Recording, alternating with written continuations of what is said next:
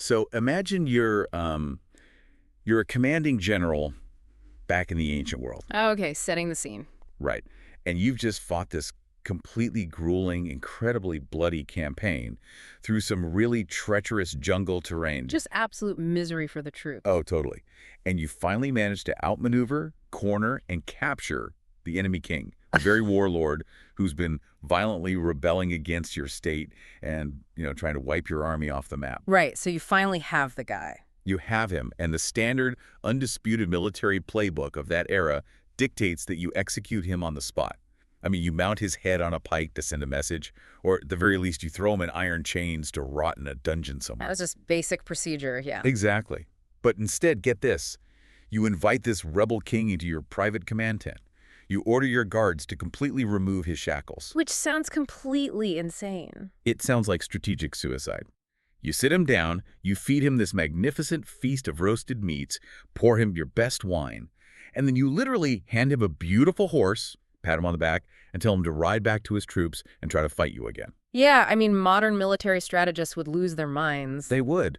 But what if I told you that this exact scenario actually happened, and it turned out to be like one of the most brilliant, permanent victories in the history of psychological warfare? It's a phenomenal piece of history. And, the reason it sounds so counterintuitive to us today is because it goes against every single baseline instinct we have about how power operates. Right. We're so deeply conditioned to believe that power is just synonymous with force, like applying maximum pressure is the only way to guarantee a result. Well, welcome to the deep dive. We are so thrilled you're joining us today because we're going to completely dismantle that assumption. We're exploring this incredibly fundamental yet universally ignored truth about human dynamics. It's a big one. It really is. The mission for this session is to equip you with the deep psychological tools to shortcut your way to mastering the actual art of persuasion. We're drawing our insights from a really fascinating stack of historical records today, all revolving around Law 43 of the 48 Laws of Power. Which explicitly states, work on the hearts and minds of others. Yes. And to truly grasp the profound implications of this, we're going to trace its application across a really beautifully diverse set of historical landscapes. It's quite a list, right? Oh, yeah. We'll be analyzing behavioral psychology hidden inside an ancient Greek fable, dissecting the opulent, wholly tone-deaf courts of pre-revolutionary France, walking the blood-soaked battlefields of ancient China and Macedonia, and finally, looking at the unforgiving deserts of World War I. So the core premise we're unpacking today, that the absolute judgment of this law is that coercion always creates a counter-reaction that will eventually destroy you. You just can't force people to bend to your will indefinitely. No, you have to seduce them. You must alter the environment so that they actively want to move in your direction. You have to operate on their highly individual psychologies, their hidden desires, and their weaknesses. Because if you arrogantly ignore the hearts and minds of the people around you, they won't just be indifferent to you. They'll grow to actively hate you. Passionately hate you. And what's truly fascinating here is the underlying architecture of human nature that this law reveals.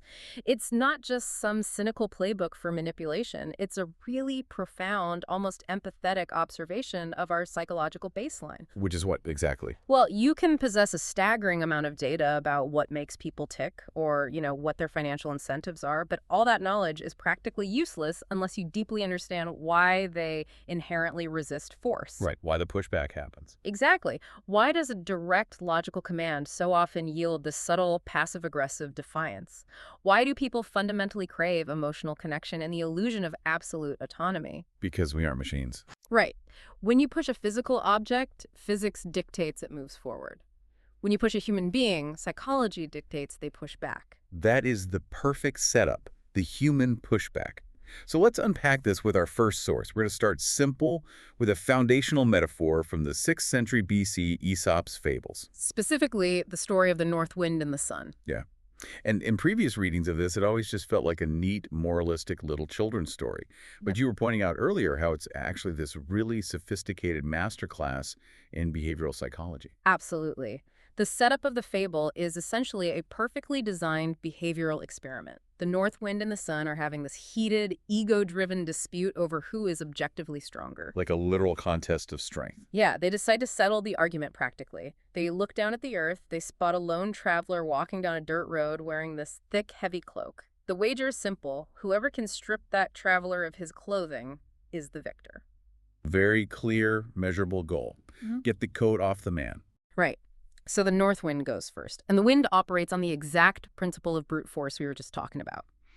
He genuinely believes that maximum effort equals maximum results. So he just blasts him. He unleashes everything in his arsenal. He summons these violent, freezing, howling gusts of wind, blowing them directly at the traveler, expecting the sheer physical force to just rip the coat right off the guy's back. But that is not what happens at all. The harder he blows, the worse the outcome gets. Precisely. The fable notes that the violent gusts only force the traveler to grip his clothes tighter. He leans his body weight into the wind, hunches his shoulders defensively, and wraps the fabric fiercely around his chest. Which makes sense. You're cold, you bundle up. And as the wind gets frustrated by this resistance and blows even harder, the ambient temperature drops. It gets so freezing cold that the traveler actually stops his journey entirely, reaches into his pack, and pulls out an extra wrap. Wow, an extra wrap, so he doubles down. He doubles his physical defenses. Eventually, the north wind is totally exhausted. He's spent all his energy, achieved the exact opposite of his intended goal, and has to retreat in defeat. So he hands the floor over to the sun. And the sun just completely flips the paradigm. Completely. The sun takes this brilliantly counterintuitive tactical approach. The sun doesn't start with a blinding, scorching laser beam of aggressive heat. No forced approach. Right. It starts with gentle, moderate warmth, just enough energy to cut through the freezing air left behind by the wind. The traveler physically relaxes his posture. He uncrosses his arms. He lets his guard down. And as he gets comfortable in this newly altered environment, he voluntarily takes off that extra wrap he just put on. Then the sun gradually, almost imperceptibly, turns up the dial. The warmth becomes a fierce, blazing summer heat. He starts sweating. Exactly. He becomes incredibly uncomfortable, but this time the source of the discomfort is internal, not an external attack. Finally, he's so overwhelmed by the heat that he strips off all his clothes entirely, abandons the road, and runs off to bathe in a nearby river. And the moral of the story is? Persuasion is infinitely more effective than force. Okay, I want to jump in here with an analogy, because the actual mechanics of why this works are so crucial for us to understand. Go for it. So in the past, people have compared this fable to trying to force a heavy locked door open by just shoving your shoulder against the wood instead of finding the key. But I actually don't think that's quite right. Why not? Because a door is a static, dead object. A human being is a highly reactive organism. I think a much better analogy for what the north wind did is a Chinese finger trap. Oh, that's an excellent, very visceral comparison. Break the mechanics of that down. So you know those little woven bamboo tubes you played with as a kid? You stick your index fingers in both ends. When you want to get out, your immediate primal instinct is to pull your fingers apart. Right, you use brute force to rip yourself free. Exactly. But the entire mechanism of the trap is ingeniously designed so that the harder you pull, the tighter the bamboo weaves constrict and bite into your fingers. Your own force is weaponized directly against you. Pushing harder literally creates the friction that traps you. It's a self-defeating mechanism. Totally. The only way to escape a Chinese finger trap is to do the absolute counterintuitive thing. You push your fingers inward, you relax, you move with the mechanism, giving it slack, removing the tension, and then you just slip right out. If we connect this to the bigger picture, the Chinese finger trap is the perfect physical manifestation of the human ego. Oh, I like that. Yeah, that extra wrap the traveler puts on in the fable, that is a brilliant metaphor for the psychological walls that people instantly reflexively build the moment they feel coerced, cornered, or commanded. So true. When you yell at an underperforming employee, or when you angrily demand compliance from a romantic partner, or try to steamroll someone in a negotiation, the person on the receiving end immediately goes into a defensive posture. Their amygdala fires up. Their fundamental sense of autonomy is being threatened. Exactly. So what do? They grip their metaphorical coat tighter. They dig their heels in. Because if they give in to your force, They're admitting defeat. It stops being about the actual issue and becomes a pure dominance game. Right, their ego becomes intrinsically linked to their resistance. And once the ego is threatened, logic goes completely out the window. They'll endure the freezing cold, they'll suffer negative consequences at work, they'll ruin a relationship just to prove to you that they cannot be moved by your force. Wow. But persuasion the sun's method, the pushing inward on the finger trap, works because it fundamentally alters the surrounding environment. You aren't forcing the person to change their mind. You are changing the atmospheric conditions so that the person wants to change their mind. By the end of the fable, the traveler's taking off his own clothes. Yeah. He believes it was entirely his own idea. He's eager to do it. He's running to the river to jump in. Yet he isn't walking away thinking, wow, the sun really defeated me and asserted its dominance today. He's thinking, man, it got hot. I made the smart, autonomous choice to cool off. You've completely bypassed the friction of his ego. You've bypassed the friction by perfectly aligning their internal self-interest with your ultimate external goal. The sun wanted the coat off. The man wanted to not overheat and die. Same goal, entirely different motivations. Now, Aesop makes it sound delightfully simple. Just be the sun. Just alter the environment. But history shows us that in practice, this is incredibly difficult for people in positions of actual power to remember. Because it requires patience. Right. When you have a fancy title or vast wealth or command of an army, your default setting is almost inevitably the north wind. Why negotiate when you can command? And that brings us to our second historical deep dive, which outlines the ultimate catastrophic transgression of this law. The absolute tragedy of the bubble. This is where we see the fatal, bloody consequences of not just applying force, but completely arrogantly ignoring the psychological landscape of the people around you. So take us to late 18th century France. Give us the landscape before our main character even arrives, because the stakes here are incredibly high and the environment is already toxic. We're looking at the twilight of King Louis XV's reign, the mid to late 1700s. And the Kingdom of France is, frankly, a massive socioeconomic powder keg waiting for a spark. How bad was it? Bad. Decades of disastrous, costly foreign wars, combined with the absolute unchecked decadence of the monarchy, have left the national treasury bleeding dry. The peasantry is enduring crushing, unjust taxation, widespread famine, and extreme, multi-generational poverty. But in the royals. The court at Versailles is practically rotting from the inside out with debauchery, endless petty aristocratic rivalries, and a deliberate detachment from the immense suffering of the nation. The French people are exhausted. They're desperate for a shift in momentum, some kind of moral or financial relief from the crown. And right into the middle of this highly volatile powder keg steps a naive 15-year-old girl. Yes. In 1770, a critical political alliance is forged between historic enemies, Austria and France. To seal the deal, the future king, Louis XVI, is married to the young Austrian Archduchess Marie-Antoinette. Now, we all know how our story ends. The guillotine. The screaming mobs. So it's incredibly easy to assume she was hated from day one, that she was always a villain in the eyes of the French. But the historical accounts show that was absolutely not the case. Not at all, right? Far from it. Initially, she is an absolute sensation. She is universally adored. She's young, beautiful, incredibly vivacious, and she brings this much-needed breath of fresh air to a royal court that felt hopelessly stagnant and corrupt. Like a celebrity. Exactly like a celebrity. The French people projected all their desperate hopes for a renewed, pure, prosperous France directly onto her. 3 years after her marriage, in 1773, she makes her first official public carriage ride through the crowded streets of Paris. And the reaction. It's explosive. Tremendous crowds absolutely swarm her carriage. People are openly weeping, throwing flowers, cheering her name until they're hoarse. She's treated quite literally like a divine savior. And there's a specific documented quote she writes in a letter to her mother back in Austria shortly after that parade that I think is the most haunting, defining sentence in this entire deep dive. What does she write? She writes, "How fortunate to be in a position in which one can gain widespread affection at so little cost." Wow. At so little cost. Yeah. That single passing thought, written by a teenager, is the psychological seed of her utter tragic destruction. Why? What is the fatal flaw in that seemingly innocent thought? The fatal flaw is the deep-seated belief that affection, loyalty, and public support are static, permanent assets that you are owed simply for existing. She thought she didn't have to work for it. Right. She looked out at that cheering crowd and thought, they love me because of who I am. They love me because I am the chosen princess. She didn't realize that their affection was actually a highly conditional, high-interest loan. A loan she had to pay back. Exactly. The public was extending her vast emotional credit, expecting her to eventually validate their hopes, to care for them, to ease their terrible burdens.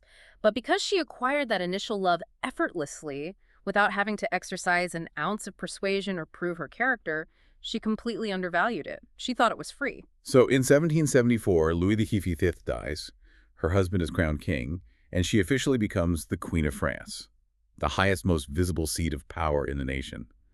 What does she do with this massive, unprecedented reservoir of public goodwill? She immediately systematically walls herself off from it. She takes that goodwill and retreats into one of the most lavish, completely insulated, physically and psychologically impenetrable bubbles in human history. She essentially builds a fortress against reality. The physical details of this fortress are mind-blowing. We aren't just talking about locking the iron gates of Versailles and throwing away the key.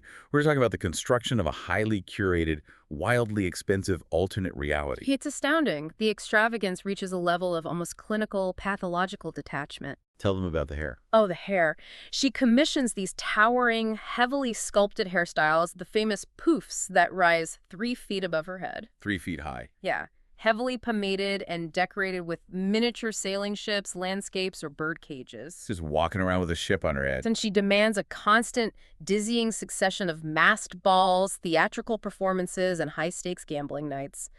And all of it is paid for on massive, spiraling national credit without a single thought to the collapsing economy outside her windows.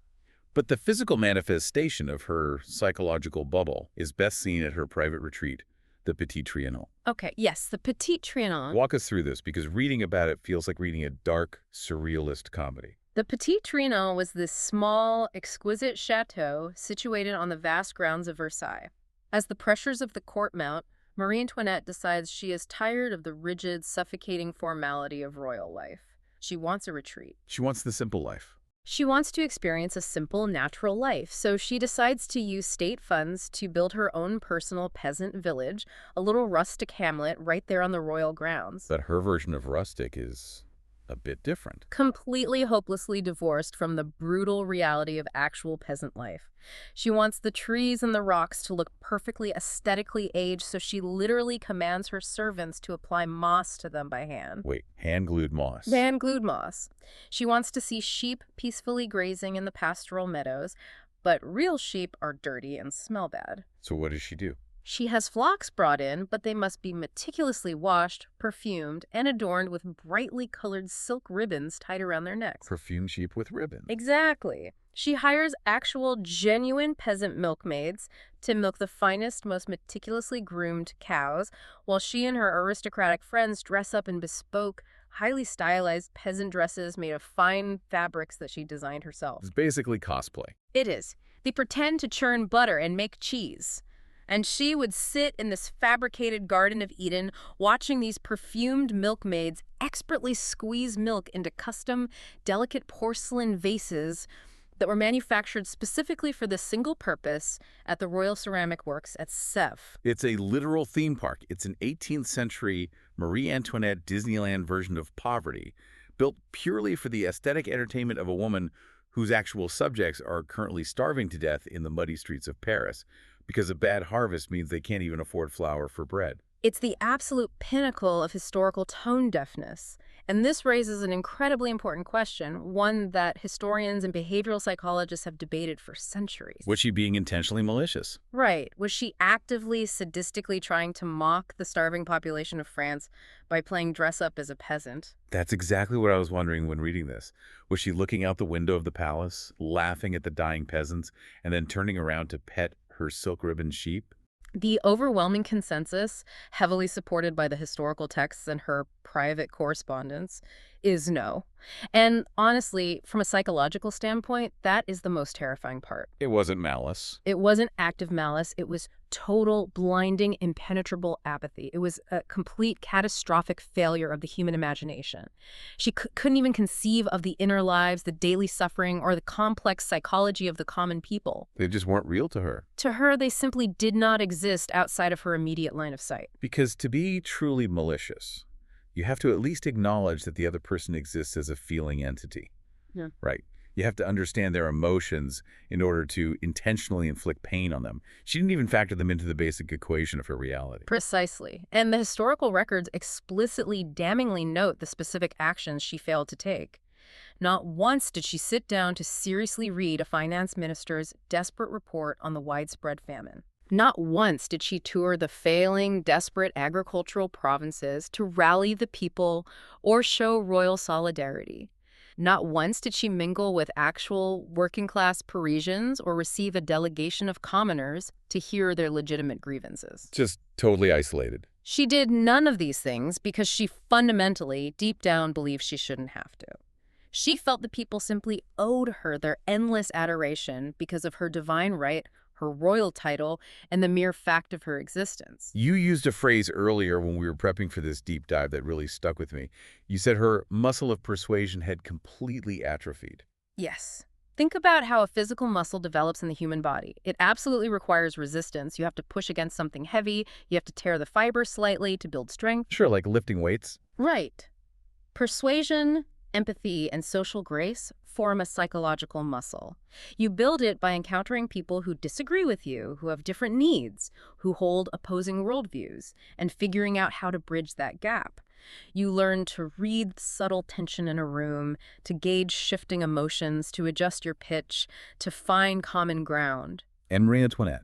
She never had to lift a single pound of social resistance in her entire life. Because she was an Austrian archduchess from the moment she was born. Exactly. From the moment she took her first breath in Vienna, she was surrounded by a phalanx of courtiers whose literal paid job was to flatter her, indulge her, and cater to her every passing whim. The center of the universe. She was the absolute center of gravity in every room she ever entered. She never had to learn how to charm someone who wasn't already legally and socially obligated to be charmed by her. She never had to attune herself to an alien psychology to get what she wanted.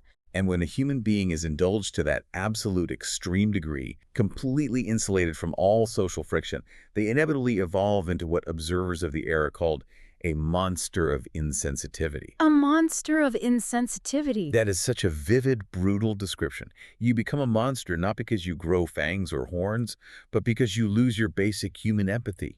You lose the ability to see others as real, three-dimensional beings. And we see how disastrously this psychological failure plays out.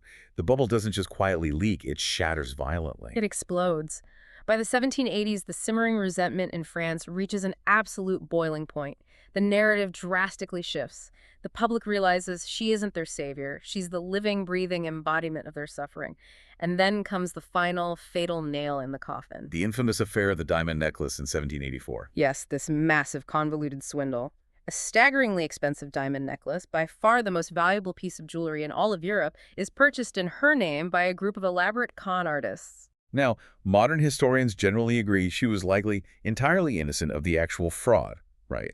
Like she didn't order the necklace and she didn't receive it. Correct. But the resulting public trial becomes a massive, scandalous spectacle, and it essentially airs all of her dirty laundry to the starting nation. They hear about everything. They hear detailed testimonies about the staggering royal debts, the hand-glued moss at the Petit Trianon, the endless masked balls, all while they're literally eating grass and bark to survive the winter. Just devastating. The public tribunal of opinion swiftly and mercilessly convicts her. They brand her with the devastating nickname Madame Deficit. Madame Deficit. The affection she thought was completely free suddenly presents a massive unpayable deficit. The loan is called in. And she is utterly bankrupt. The fall is catastrophic. The public turns on her with a viciousness that perfectly matches the intensity of their former adoration. It flips completely. She gets loudly, openly hissed at when she attends the royal opera. Vile, pornographic pamphlets are printed about her and distributed in the gutters of Paris. The aristocratic court, sensing the dangerous shift in the wind, begins to distance themselves and abandon her. And then 1789 happens. The French Revolution erupts. The starving masses, led by the market women of Paris, march on Versailles in the pouring rain, storm the palace, kill her guards, and physically force the royal family to move back to Paris. Effectively making them hostages in the Tuileries Palace. Exactly. And here is the true underlying tragedy of the bubble, the final undeniable proof of her psychological inability to adapt to reality. Even then, surrounded by a hostile, heavily armed revolutionary Paris, With her life literally on the line, she still refuses to adapt. She won't change. She refuses to step out on a balcony, speak to the people, show an ounce of humility, or attempt to win back their hearts. She remains impossibly haughty, relying on secret, treasonous correspondence with foreign armies to try and save her. She continued to view the French people as unruly, disobedient children who just needed to be violently whipped back into shape by a real army. Which irrevocably seals her fate. In 1792, the monarchy is officially abolished. In January 1793, her husband, Louis XVI, is sent to the guillotine, and months later, she follows. But the detail from the historical accounts of her execution that strikes me the hardest, the ultimate proof of Law 43, is the absolute chilling isolation. Tell me about that. As she was taken to the guillotine in an open wooden cart, enduring the screams, the spit, and the insults of the furious crowds, absolutely no one came to her defense. Her former aristocratic friends had either fled the country or turned on her to save themselves. No one stepped in. The other powerful monarchs of Europe didn't intervene. Even her own flesh and blood, her brother who sat on the imperial throne in Austria, did nothing to save her. She died as the world's ultimate pariah. It is the ultimate, devastating validation of the judgment of this law. Ignore the hearts and minds of others, and they won't just politely walk away from you. They will grow to actively, passionately hate you. They will cheer at your downfall. It's a dark reality. Okay, but I want to make sure we ground this, because it's so easy to listen to this grand historical narrative and think, well, I don't live in a palace, I don't have perfumed sheep, and I'm not a queen, so this doesn't apply to my life. But Marie-Antoinette is an archetype, isn't she? We see this exact behavior playing out everywhere today. Absolutely. Marie-Antoinette is not just a powdered historical relic. She is a glaring cautionary tale for any modern leader, manager, or even friend or partner. We all encounter people who operate inside their own highly curated, impenetrable bubbles. Like who? Think about a CEO who takes over a company, immediately assumes the undying loyalty of the staff because of their impressive resume and high salary, institutes sweeping tone-deaf policies from an insulated corner office, and never once walks the factory floor to understand the actual culture. Right. Or a politician. Yes. A politician who arrogantly believes a specific demographic simply owes them their vote purely based on historical alignment, without ever speaking to their current, evolving struggles. Or even just a friend in your social circle who constantly demands your support, your time, and your emotional energy, but the minute you need them, they're entirely wrapped up in their own drama. Yes. They assume your friendship is an endless, naturally occurring resource that requires absolutely no reciprocal maintenance. Exactly. They assume a base of support without actively continually tending to it. They bulldoze over others with a self-righteous arrogance. And the danger, the lethal Marie-Antoinette trap, is that when you don't actively secure the hearts and minds of the people supporting you, your power is entirely illusory. It's a fragile house of cards. At the slightest change of fortune, a bad financial quarter, a personal crisis, a market shift, those people won't just quietly step aside and let you fall. Because you ignored their humanity, they will gladly, eagerly assist in your fall from grace. That is a chilling, vital takeaway for you listening. You simply cannot assume your base is secure just because they smiled at you yesterday. You really can't. Okay, from the ultimate fatal failure of ignoring hearts and minds, I want to pivot completely. Let's travel across the world and back in time to ancient China.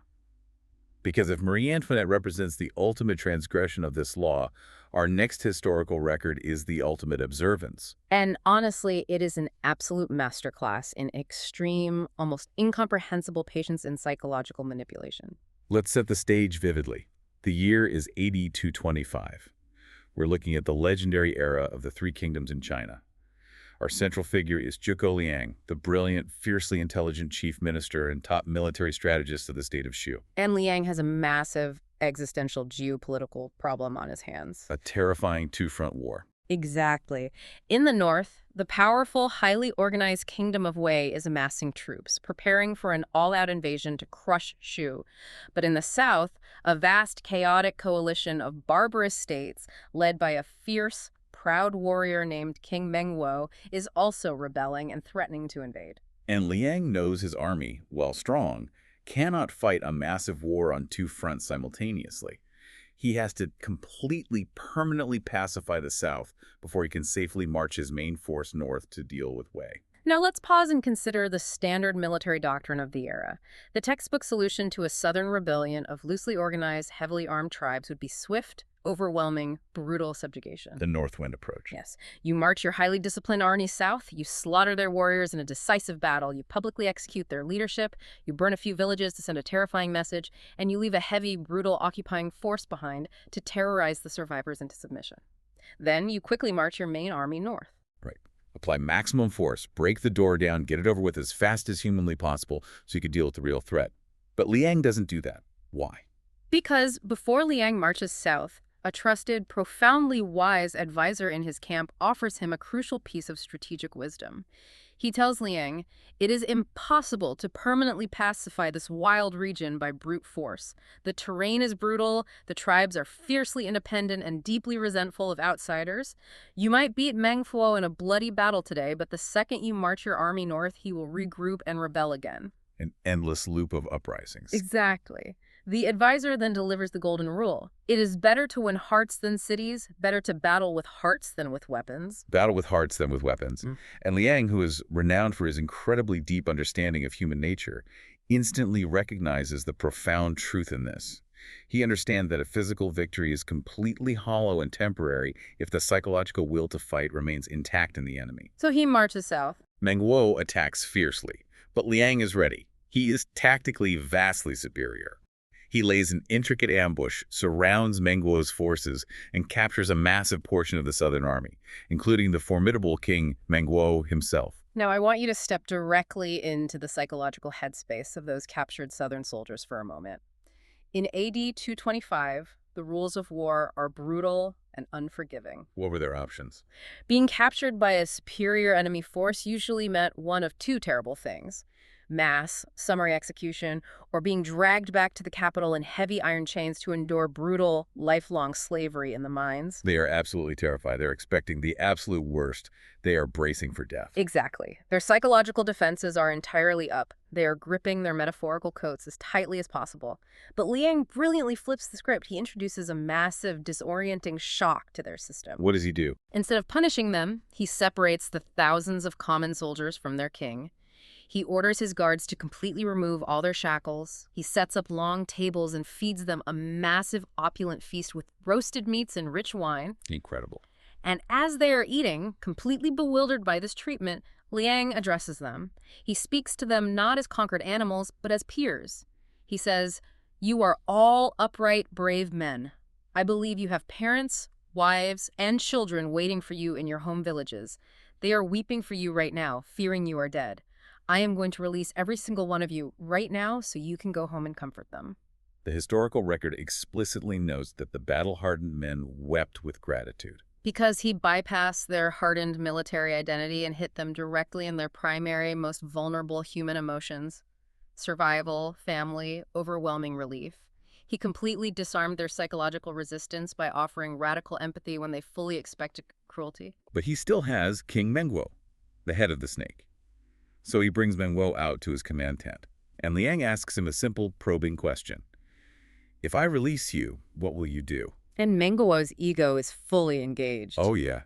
He's a proud, fierce, undefeated warlord. He's defiant. He spits back, "I'll pull my scattered army together and fight you again. You just got lucky with an ambush. But if you capture me a second time in a fair fight, then I will bow to your superiority." So what does the great strategist Liang do? Liang says, okay. He unbinds him, he feeds him, he gives him a beautiful, strong horse and a saddle, points him back toward his camp, and lets him ride away. Which completely baffles Liang's own battle-hardened generals. Oh, his lieutenants are losing their absolute minds. I can just imagine the explosive scene in the command tent. They're furious. They're saying, "We just marched through malaria-infested jungles, risked our lives to catch this rebel king, and you are literally handing him a horse and letting him ride away. Are you completely insane?" But Liang remains perfectly calm. He explains his long-term strategy to them. He says, "I can capture that man as easily as I can take something out of my pocket. Defeating him physically is not the challenge. I am trying to win his heart. Because when I finally win his heart, peace will come of itself, and we will never have to fight and bleed in this jungle again." He's playing a totally different game than his generals. They're playing a brutal game of checkers. He's playing three-dimensional psychological chess. But this strategy requires an unbelievable, almost superhuman amount of time. It does. Because Minghu is true to his word. He rides back, rallies his forces, and attacks Liang again. And Liang, being the superior tactician, traps him and captures him a second time. And when he asks Meng Wo to yield, Meng Wo's ego flares up again. He makes an excuse to protect his pride. My lieutenants betrayed me. It wasn't a fair fight. Let me go, and next time I'll beat you. So Liang, true to his method, lets him go. and this happens again. A third time, Meng Wo attacks. Captured again. I fell for a cheap trick, he says. Liang lets him go. This happens a fourth time. Yeah. A fifth time. Let's analyze deeply what is happening beneath the surface with each capture and release. What is happening to Meng Wu's army? Well, they're completely losing their absolute will to fight. Think about it logically. Liang has captured and fed these soldiers multiple times now. He has treated them with so much dignity and respect that they have no animosity left. Right. It's impossible to maintain that hate. You cannot violently hate a man who keeps giving you roasted pork, removing your chains, and sending you home to your wife. The Southern Army is demoralized not by fear, but by overwhelming gratitude. They have no heart for the battle anymore. They're just going through the motions to appease their king. Exactly. And what is happening to Meng Wu's ego? Every single time he is captured, he offers an excuse to shield his pride. It was bad luck, it was betrayal, it was the terrain. And every time Liang gently releases him, Liang systematically removes that excuse. Liang is completely isolating Meng Wu's ego. He is proving unequivocally over and over that he's superior not just in military tactics, but in moral character, patience, and mercy. So we get to the sixth capture. Meng Wo is running entirely out of excuses. His army is exhausted. He says to Liang, "If you capture me a seventh time, I swear to the heavens I will give you my ultimate loyalty." Liang agrees, but warns him sternly that this is the absolute final chance. This sets up the incredibly dramatic climax of the campaign. It's cinematic. Meng Wo is desperate. He knows his own army is compromised emotionally, so he flees to the deepest, most remote, terrifying corner of the region to a state called Wuj and enlists the help of King Wutugu, Now, Wutugu commands a terrifying, supposedly invincible force. the vine armor army. Yes. Their warriors wear a special kind of armor made from tightly woven vines that have been soaked in oil for months and dried to an impenetrable rock-like hardness. Swords won't cut it, arrows bounce right off it. Plus, it makes them buoyant so they can float across rivers like ghosts. A truly formidable physical threat that terrified conventional armies. But a massive psychological and elemental vulnerability, as Liang's brilliant mind immediately deduces. Liang observes the enemy. He sees the oil-soaked armor. He doesn't meet them in an open field where their armor gives them the advantage. Instead, he plays on their overconfidence. He pretends to be terrified of this invincible army. The classic feigned retreat. Exactly. He orders his troops to hastily retreat, abandoning their camps in apparent panic. He lures Wutugu's massive vine armor army deep into a very narrow, steep-sided, dead-end valley. Once the entire army is packed tightly into the gorge, Liang springs the trap. He has his men roll massive wagons filled with dry wood and gunpowder down the cliffs, blocking the exits, and they launch thousands of flaming arrows into the valley. The oil-soaked armor. It becomes a literal death trap. The entire invincible army practically detonates. They burst into flames and perish horribly in the valley. It is a horrific, absolute decisive blow. But crucially, and this is the absolute key to the whole psychological campaign, Liang ensures that Meng Wo is captured alive and kept entirely separate from the carnage. Yes. He captures Meng Wo for the historic seventh time. But notice the vital shift in Liang's behavior here. After the previous 6 captures, Liang personally spoke with Meng Wo. He engaged with him, debated him. This time, Liang doesn't even bother to go see him. Right. He completely deprives Meng Wo of his attention and validation. He sends a low-level messenger to Meng Wo's tent. The messenger just lazily says, "The minister has commissioned me to release you yet again. Go mobilize another army if you can find one, and try once more." The psychological weight of that careless dismissal is staggering. It completely breaks him. It's the final, fatal blow to the warlord's ego. The historical accounts say Meng Wo collapses. He falls to the ground, sobbing uncontrollably. He crawls on his hands and knees out of his tent into Liang's command tent. He prostrates himself in the dirt and cries out, "Yours is the majesty of heaven. We men of the South will never again offer resistance to your rule." He completely, utterly yields his heart and mind. The rebellion is entirely broken. And what is Liang's final masterful move? Liang lifts him up from the dirt. He hosts a massive celebratory banquet. He restores Mengwo to his throne, gives him back all his lands, his titles, and his wealth, and then Liang marches his entire army back north to fight Wei. He leaves 0 occupying troops behind. Not a single Shu soldier is left to garrison the volatile south. And Mengwo becomes one of Liang's most devoted, unshakable allies for the rest of his life. The South never rebels again. Okay, I have to stop here and push back hard on this, Go ahead. because this is an amazing, epic story, but I'm putting myself in the shoes of a modern listener. Maybe someone listening is a project manager dealing with a hostile rival department, or a CEO handling a brutal corporate takeover, or even a community leader trying to unite a deeply divided town. If I tell them, hey, the best strategy is to let your opponent defeat your effort 6 times, throw them 6 expensive parties, and wait months to get a result, they are going to literally laugh me out of the room. Most modern leaders would say, I have quarterly earnings to report. I don't have time for 7 captures. I need to crush the opponent on day 1, assert absolute dominance, and move on. So explain to me logically why Liang's method of extreme, agonizing patience is actually superior to a quick victory. It's a vital question, and it is the crux of why most leaders fail. Liang's method does seem incredibly inefficient on the surface because we are culturally obsessed with short-term efficiency. But let's conduct a rigorous cost-benefit analysis of the 2 options. Let's do it. Option 1, the quick, crushing blow, the north wind. You defeat the southern tribes by brutal force on day 1. You save months of time up front. You look incredibly decisive and powerful to your bosses in the capital. But what happens on day 2? You have to keep them suppressed. You have to watch your back. Exactly. You have brewed ugly, festering, deeply rooted emotions, humiliation, grief, resentment in the hearts of the vanquished. That resentment instantly metabolizes into violent hatred. They will smile to your face to survive, but the second you turn your back, they are sharpening their knives in the dark. So you're stuck there. Right. You are forced to leave a massive occupying force there that drains your military resources, your treasury, and your strategic focus. You spend the rest of your life looking over your shoulder, growing increasingly paranoid, waiting for the inevitable bloody rebellion. You haven't actually solved the problem. You've just buried it alive, and it will eventually dig its way out. The ROI on a forced victory is actually terrible over a long timeline. You are paying a permanent tax on their resentment. Precisely. Now look at option 2, Liang's method. The slow, patient, methodical seduction. By capturing and releasing Mengwo 7 times, Liang wasn't just defeating an army. He was conducting precise psychological surgery. Piece by piece. He systematically dismantled Mengwo's ego piece by piece. He proved that fighting was futile, but he preserved Mengwo's dignity at the very end by restoring his throne. He converted a massive, dangerous enemy into a permanent, self-sustaining pillar of support. Liang never had to spend another dime or station another soldier in the South. Incredible. It is a heavy, frustrating initial investment of time, but it yields permanent peace of mind. True power isn't about how fast you can force compliance. It's about engineering an environment where people police themselves because they genuinely want to follow you. Wow. The ROI of permanent peace of mind.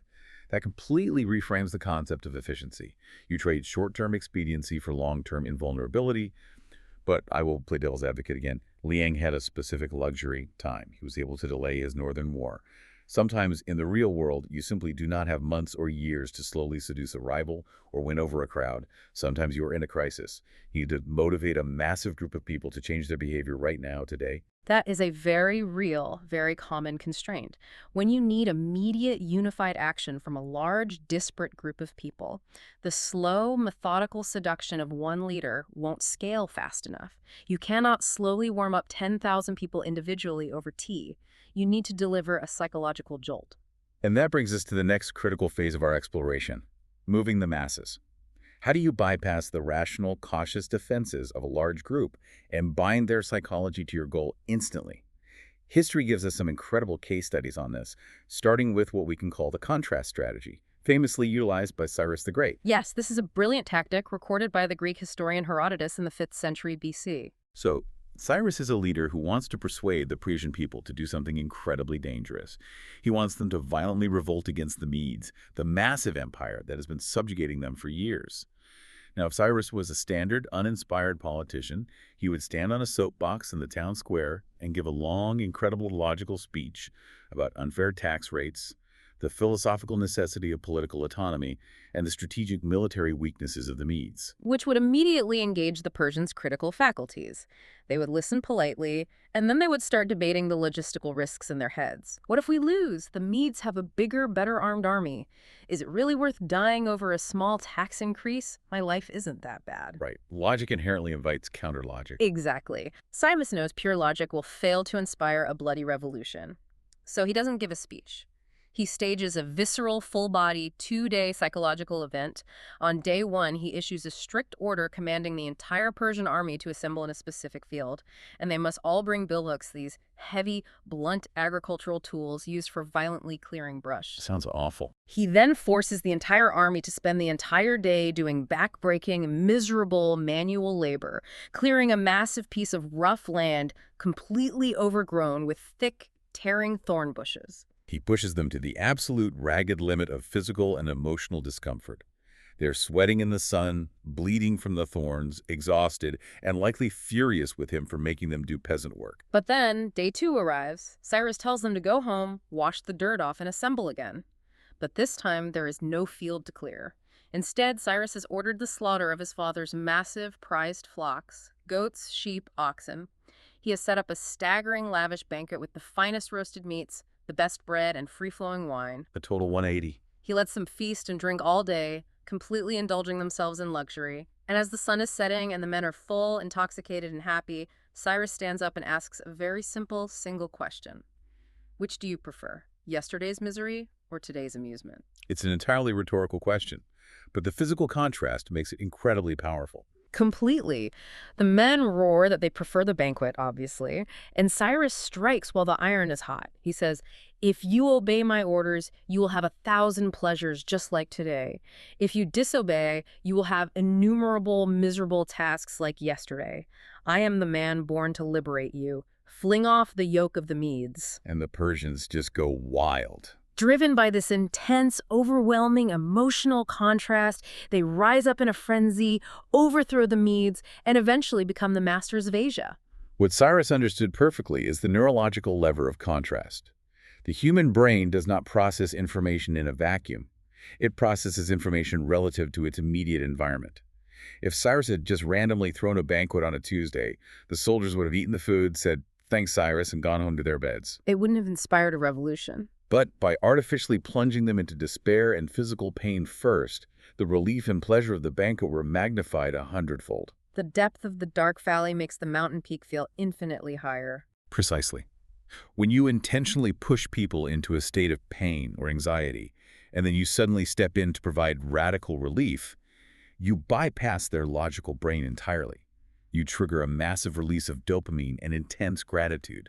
They aren't thinking about the logistical risks of fighting the Medes anymore. Their entire nervous system is just screaming, "Avoid the thorn bushes, follow the man with the wine." It's a complete psychological hijack. And speaking of hijacking a group's psychology, let's look at another method for instant motivation: the power of symbolic gestures.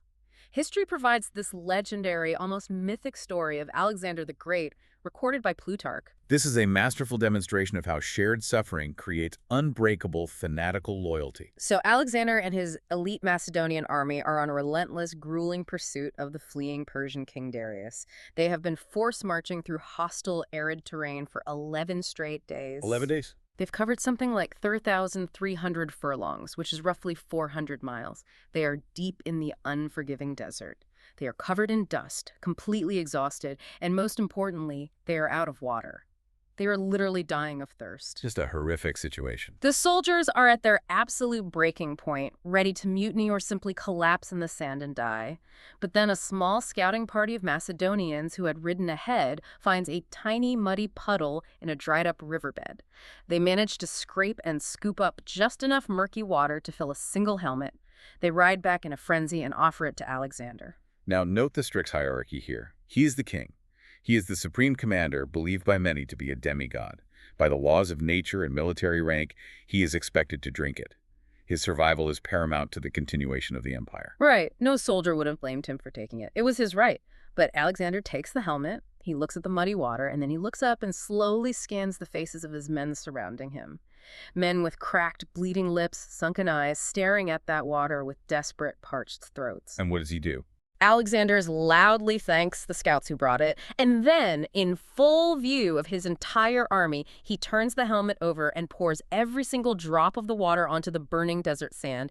He refuses to drink. He says aloud, "If I alone should drink, the rest will be out of heart." And the reaction from the troops. It is electric. It's like a lightning bolt hits the dying army. Plutarch writes that the men immediately whipped their horses forward, shouting for Alexander to lead them boldly. The physical thirst was still there. They were still dying. But psychologically, the historical accounts note they felt little less than immortal simply because they had such a king. Because in that single profound symbolic gesture, Alexander entirely erased the emotional distance of hierarchy. He proved he wasn't above them. He was one of them. Let's ground this with a modern analogy, because this is so incredibly relevant to leadership today. Think about a massive corporation going through a brutal economic downturn. Revenues are tanking, they are doing rounds of layoffs, instituting pay freezes, canceling health benefits. The rank-and-file employees are miserable, terrified about paying their mortgages, and morale is absolutely toxic. A very familiar scenario. Now, if the CEO sends out a polished, PR-approved, company-wide email saying, "Times are tough, but we are all in this together," and then 2 weeks later it leaks to the press that the CEO quietly took their standard $5 million annual cash bonus. The workforce will mentally check out instantly. The resentment will be off the charts. They will actively look for ways to sabotage the company, leak information, or leave. The words mean nothing because the actions betray a lack of shared risk. Exactly. The words, "we are in this together," mean absolutely nothing if the suffering isn't shared. But imagine the inverse. Imagine that same CEO calls an all-hands meeting and announces, "To prevent further layoffs, I am cutting my own salary to $1 for the entire year, and I am forfeiting all bonuses until we are profitable again." That changes everything. Now, logically, objectively, that suffering is largely symbolic. That CEO already has millions in the bank. They aren't going to miss a meal or lose their house. But psychologically, it binds the group to the leader instantly. It absolutely does, because symbolic gestures win deep sympathy by triggering emotional identification. When a leader voluntarily steps off their high pedestal and shows they are willing to suffer in the dirt alongside their people, it radically reduces the emotional distance. It makes the followers feel seen, validated, and fiercely protected. Alexander didn't magically quench their physical thirst, but he completely quenched their psychological thirst for solidarity. Okay, so we have contrast and we have shared suffering. I want to look at one more facet of moving the masses rapidly, and this involves utilizing visceral, primal metaphors instead of complex logic. And to do this, history brings us some incredibly polarizing figures who were undeniable masters of this specific psychological lever. Right, this is where it gets a bit controversial. It does. If we look at someone like Mao Zedong, and to be clear, we are putting aside his devastating political ideologies and the catastrophic human cost of his regimes, purely to strictly study the stark mechanics of his communication style. He was an absolute genius at this. He was highly educated, well-read, a librarian by training. But when he spoke to the massive, uneducated peasant population of China to inspire a revolution, he never used complex Marxist political theory or dense academic jargon. No, that would have alienated them entirely. It would have engaged their critical thinking in a way he didn't want, or worse, confused them. He used gut punch metaphors. He voiced the public's deepest, most primitive anxieties. He didn't argue the logistical viability of sweeping agricultural reform. Yeah. He painted vivid, terrifying pictures of greedy landlords literally stealing the bowl of rice directly from their starving children's mouths. He brought everything down to a visceral, daily survival level. And we see this exact same tactic, the primal gut punch, used again by our old friend Zhuge Liang in a completely different scenario. Yes, the incredible story of Liang dissuading an alliance. This is brilliant. Liang finds out that a powerful rival general is considering forming a military alliance with Liang's most dreaded, powerful enemy, a warlord named Cao Cao. Liang needs to stop this alliance immediately, or Shu is doomed. But he doesn't send a diplomatic envoy. No. He doesn't send an envoy with a lengthy white paper analyzing Cao Cao's terrible economic policies or his history of breaking treaties. He doesn't argue the geopolitical logic of the balance of power. Instead, Liang secures a casual meeting with the general and, seemingly offhand, remarks that Cao Cao doesn't actually care about the military alliance or the troops. What does he say he cares about? He casually suggests that Cao Cao's true, secret motivation for coming to the region is just to kidnap and steal the general's famously beautiful young wife. It is a total, shameless psychological gut punch. It completely bypasses the general's strategic, logical brain and hits him right in the amygdala. It triggers primal insecurity, territoriality, and violent, uncontrollable jealousy. And it worked perfectly. The general was so enraged by the thought of Cao Cao stealing his wife that he instantly abandoned the alliance and went to war against him instead. And the core insight here, the reason these visceral metaphors work, whether you are a general in ancient China, a revolutionary, or a modern advertising executive, is universal. We all share a baseline of primary primitive emotions. Beneath all our education, our polite society, and our civilization, we share a fundamental drive for attachment, a deep, paralyzing fear of loss, and powerful, uncontrollable feelings of love, hate, and jealousy. It's all just beneath the surface. When you argue purely with logic, you are engaging a person's prefrontal cortex. You are inviting them to be a critic. They will naturally look for holes in your argument. But when you bypass logic and intentionally stir up those primary emotions, you actually short-circuit their critical control. You make them vulnerable. You strip away their armor. You make them incredibly vulnerable to persuasion because you are speaking the very raw, unfiltered language of their deepest fears and their most secret desires. They react instead of thinking. Which brings us perfectly to our final segment of this deep dive. We've examined the fables, we've dissected the catastrophic failures of the bubble, and we've studied the grand historical strategies of extreme patience and mass motivation. Now, we need to distill all of this into a master toolkit. How do you, the listener, actually apply this in your daily life? And it starts with acknowledging a very harsh, very cold truth about human nature that these historical records make abundantly clear. Yes. The inescapable truth is this. In the arena of human dynamics, you are surrounded by people who have absolutely no inherent reason to help you unless it serves their own self-interest. That is a tough, cynical pill to swallow. We like to think people are naturally altruistic and want to help, but the reality is if you have nothing to offer their self-interest, if you cannot connect your goal to their personal desires, they will just see you as an obstacle, a competitor, or at best, a waste of their time. So how do we overcome this prevailing friction? The synthesis of all these historical lessons provides a very specific two-pronged approach for seduction and persuasion. Step 1 is the macro level. Work on their universal emotions. This targets what they share with everyone else. Like Liang feeding the soldiers. This is Liang feeding the starving soldiers. This is Alexander sharing the thirst. You play on the universal human drives the basic need for security, the fear of missing out, the desire to belong to a tribe. Step 2 is the micro level. Play on their specific intellectual weaknesses. This targets what separates them from everyone else. The individual psychology. This is their unique ego, their specific hidden insecurities. This is Liang realizing Mengwo's pride was his weak point and systematically dismantling it. So it's combining the universally human with the hyper-specific individual. To really illustrate the power of that hyper-specific individual approach, I want to bring in one last historical figure, T.E. Lawrence, better known as Lawrence of Arabia. A brilliant modern example of adapting to individual psychology on the fly. During World War I, Lawrence, a British officer, was tasked with organizing Arab irregular tribesmen to fight a chaotic guerrilla war against the massive formal army of the Ottoman Turks in the deep desert. And Lawrence had a profound epiphany very early on. He realized that the traditional, conventional British military doctrine, which operated by turning men into uniform, lifeless pawns who simply obeyed barked orders without question, was completely useless here. The North Wind strategy fails entirely in the desert. Exactly. You can't issue a rigid, screaming command to an irregular Bedouin fighter who has no formal obligation to be there and expects to be treated with profound dignity. If you demand obedience, they will just get on their camels and ride away into the dunes. Lawrence wrote this incredible poetic line summarizing his entire strategy. He wrote, "Our kingdoms lay in each man's mind." That's a beautiful way to put it. He realized he couldn't just command the mass. He had to conquer their individual psychologies one by one. He spent hours sitting by campfires, drinking tea, listening intently. He had to figure out exactly what motivated each specific tribal leader. Was this chief motivated by money and gold? Was that chief motivated by a historical blood feud with the Turks? Was this young fighter motivated by a desire for personal glory? Lawrence recognized that human beings are not interchangeable cogs in a machine. You cannot assume that a psychological tactic that motivates one person will have any effect on another. You have to get them to open up. The more a person talks, the more they reveal their internal architecture. They show you their handles and their levers. The handles and levers. I love that imagery. But once you find those levers, How do you pull them effectively? How do you communicate your ideas so that they bypass the ego and take root in the mind?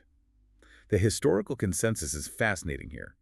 The people best equipped to appeal to minds aren't necessarily the rigid generals or the logical administrators.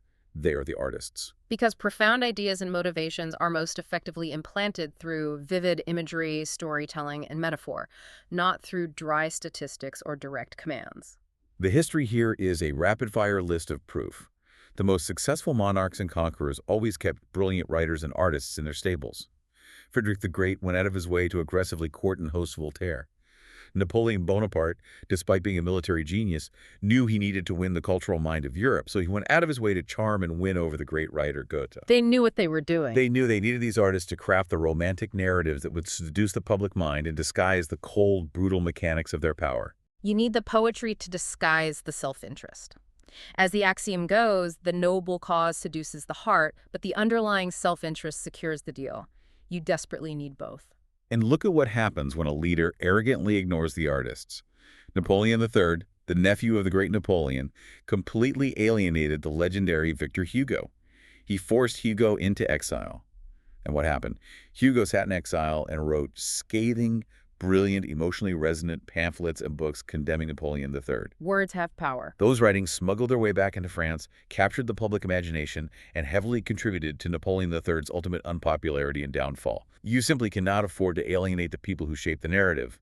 And alongside the artists, you also have to relentlessly, constantly play the numbers game of empathy. Yes, the Louis XIV approach to power. Louis XIV, the Sun King, despite his absolute unquestioned power, deeply understood that even one alienated, disaffected servant could spark a blaze of discontent that could burn down the palace.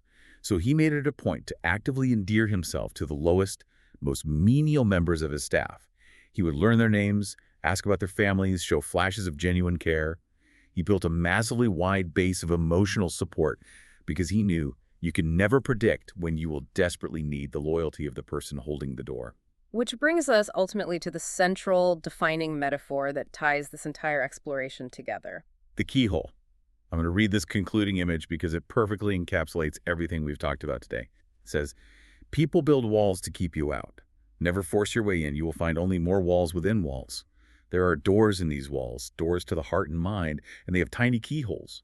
Peer through the keyhole. Find the key that opens the door, and you have access to their will with no ugly signs of forced entry." What's truly fascinating here is how beautifully that metaphor ties the entire history of human persuasion together. It is the exact, perfect antithesis of the north wind. The wind aggressively tried to blow the wall down and met only resistance. It is the exact opposite of Marie-Antoinette's insulated, self-absorbed bubble, where she didn't even care that doors existed, let alone look for keys. It aligns perfectly with the ancient wisdom of the Chinese philosopher Han Fei-tzu from the 3rd century BC. What did Han Fei-tzu say about persuasion? He wrote that the ultimate difficulty in persuasion is not your own ability to speak well or argue logically. The difficulty is in knowing the hidden heart of the persuaded. He argued that whoever attempts persuasion must first carefully observe the target's specific feelings of love and hate, their deepest secret wishes, and their most paralyzing fears before they can ever hope to conquer their heart. In short, you cannot forge the key until you have patiently, quietly studied the keyhole. You cannot forge the key until you have studied the keyhole. That is the absolute perfect summary for us today. We have been on quite a journey. We started with the exhausting, counterproductive force of the north wind and the Chinese finger trap of human ego. We saw the fatal, tragic consequences of Marie-Antoinette, allowing her persuasion muscle to atrophy inside a bubble of unearned affection. We learned the incredible paranoia-reducing ROI of extreme patience from Zhuge Liang's 7 captures. We saw Cyrus the Great use the stark, visceral contrast of thorn bushes and banquets to ignite a revolution, and Alexander the Great used the symbolic power of shared suffering to make his men feel immortal. The through line across all these disparate eras and empires is undeniable.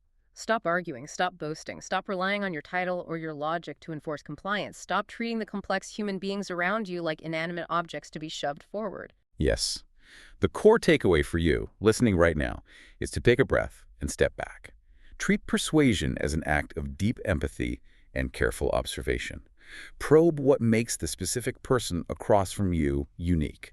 Find what scares them. Find what they crave. Find their keyhole.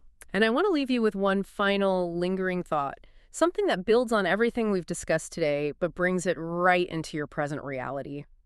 We've spent this entire deep dive analyzing how you can observe others, how you can find the keyhole to the hearts and minds of the people around you to achieve your goals. Right, we've been handing you the master toolkit. In a modern world that is completely built on predictive data algorithms, hyper-targeted digital advertising, and social media platforms designed by teams of behavioral psychologists, take a moment to look at your own screen and ask yourself, who is currently peering through your keyhole?